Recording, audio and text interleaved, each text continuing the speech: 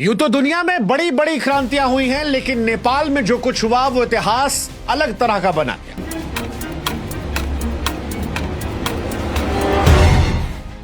क्योंकि नेपाल में जेनजी ने 36 घंटों में सरकार को गिरा कर रख दिया। वो जो शेर है ना कि जिस ओर जवानी चलती है उस ओर जमाना चलता है, वो नेपाल में दिखाई पड़ा। नेपाल की सड़कों पर हजारों युवाओं ने सत्ता को हिलाकर रख दिया, दुनिया को हैरत में डाल दिया।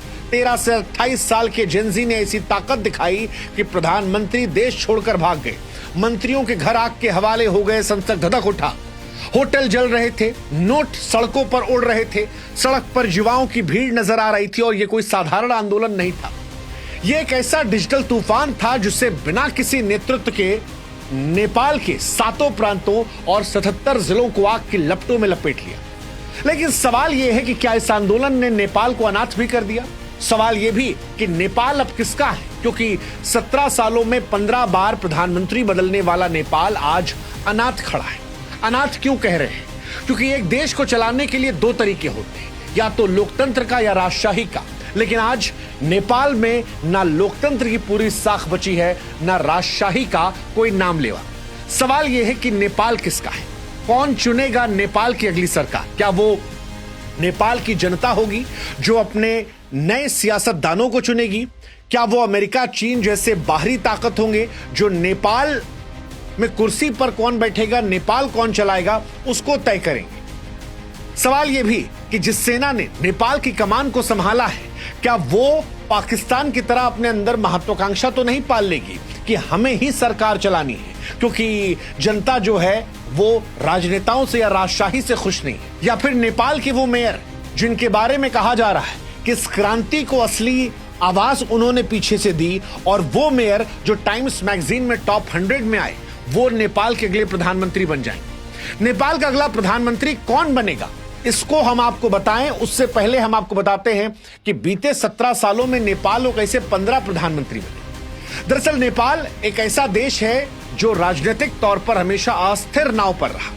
2008 में नेपाल में राजशाही का खात्मा हुआ, देश ने लोकतंत्र अपनाया, लेकिन सत्ता की कुर्सी पर टिकना तब से किसी के लिए आसान नहीं है। 17 सालों में 15 प्रधानमंत्री, और यह आंकड़ा अपने आप में इस देश की राजनीतिक अस्थिरता की कहानी को बयां करता है। 2008 में पुष्प कमल दहल प्रचंड वो बनते हैं प्रधानमंत्री, 16-17 में बनते हैं, 2022 से 24 के बीच में भी वही रहते हैं।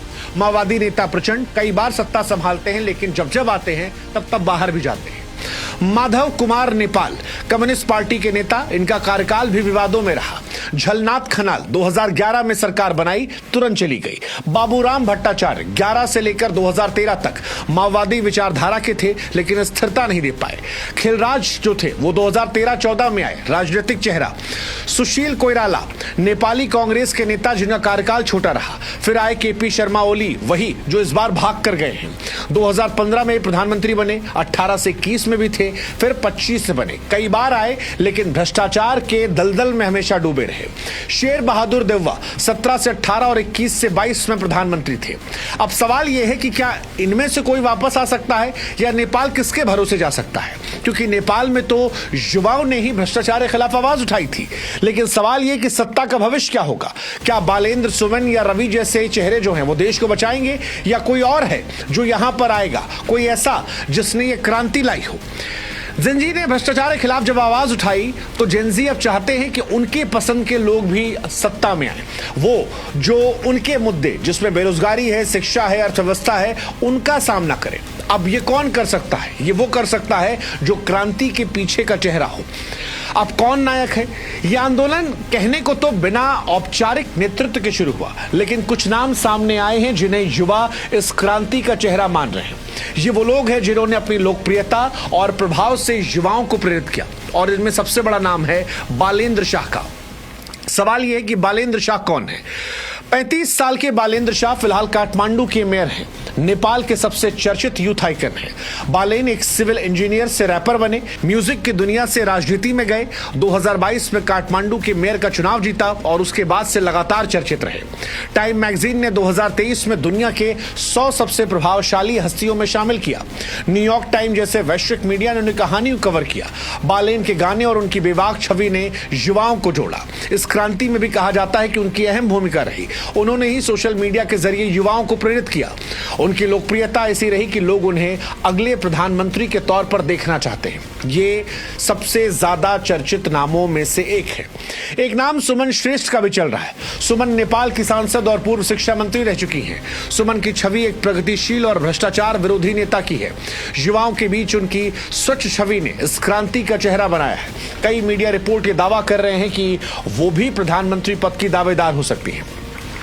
एक और नाम निकल कर आया है। बड़ा हैरान करने वाला नाम है रवि लामिछाने। रवि राष्ट्रीय स्वतंत्र पार्टी के चेयरमैन और पूर्व डिप्टी पीएम हैं। हाल ही में उन्हें जेल में रखा गया था, लेकिन जब यह आंदोलन हुआ और जेनजी ने कब्जा करना शुरू किया तो फिर उनकी जेल से रिहाई हुई। रवि की रिहाई के तुरंत बाद ललितपुर के नक्खू जेल से करीब 1500 कैदी भी रिहा हो गए। पुलिस ने चौकियां हटा ली और हालात बिगड़े हैं। हालांकि इनकी रिहाई ने युवाओं में जोश भरा है। उनकी बेबाक छवि और भ्रष्टाचार के खिलाफ लड़ाई ने युवाओं को नायक बनाया है। लेकिन इन तीनों के नाम की चर्चा के साथ एक नाम जो है वो आर्मी चीफ का भी चल रहा है, क्योंकि नेपाल आर्मी ने हस्तक्षेप किया है। आपातकाल और सुरक्षा का सवाल जो है, जैसे ही आंदोलन में आया, नेपाल आर्मी ने स्थिति को नियंत्रित करने की जिम्मेदारी ली।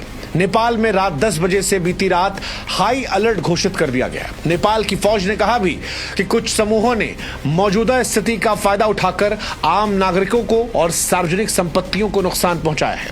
नेपाल की फौज ने कहा कि सुरक्षा एजेंसियां कानून की जिम्मेदारी संभालेंगी। जनता के सहयोग से अपील भी मांगी है।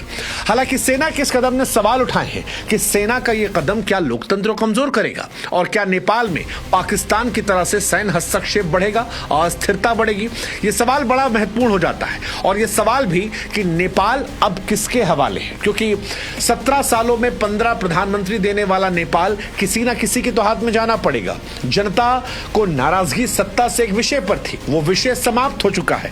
अब सवाल है एक बेहतर नेपाल बनाने का, वो नेपाल जहां पर इन जिंजी युवाओं का भविष्य जो है वो सुनिश्चित हो, जहां उन्हें बोलने की आजादी हो, नौकरी करने के लिए जगह हो, ताकि उन्हें पलायन ना करना पड़े। क्या ये सेना के नेतृत्व में हो पाएगा? क्या ये उस नेता के नेतृत्व में हो पाएगा जो जेल से निकला है, या फिर वो मेयर जिसने इस आंदोलन की रूपरेखा तय की, वो मेयर जिसने इन बच्चों को जोश भरा, वो मेयर जिसने इस पूरे आंदोलन का अप्रत्यक्ष तौर पर नेतृत्व किया और जिसके लिए ये बच्चे भी एक सुर में सुर लगाकर आवाज उठा रहे हैं कि हां, ये बनना चाहिए हमारा प्रधानमंत्री। फिलहाल कौन बनेगा ये वक्त तय करेगा, लेकिन नेपाल की जन जी क्रांति जो है वो दुनिया के लिए मिसाल है, क्योंकि ये पहली बार है जब डिजिटल पीढ़ी ने बिना किसी पारंपरिक नेतृत्व के सोशल मीडिया की ताकत से एक देश की सत्ता को चुनौती दी है। बालेंद्र शाह, सुमन श्रेष्ठ, रवि लामिछाने जैसे चेहरों ने युवाओं को इंस्पायर किया है। लेकिन ये आंदोलन सिर्फ कुछ चेहरों तक सीमित नहीं है, ये उस गुस्से की अभिव्यक्ति है जो भ्रष्टाचार, बेरोजगारी और सेंसरशिप से तंग आ चुका था। नेपाल फिलहाल एक निश्चित मोड़ पर खड़ा है। सेना का हस्तक्षेप है, जेल से कैदियों की रिहाई है, हिंसक प्रदर्शन ने सुरक्षा पर सवाल खड़े किए हैं। सवाल ये कि क्या ये क्रांति जो है नेपाल को नई दिशा देगी या नेपाल को और गहरे अस्थिरता में डाल देगी?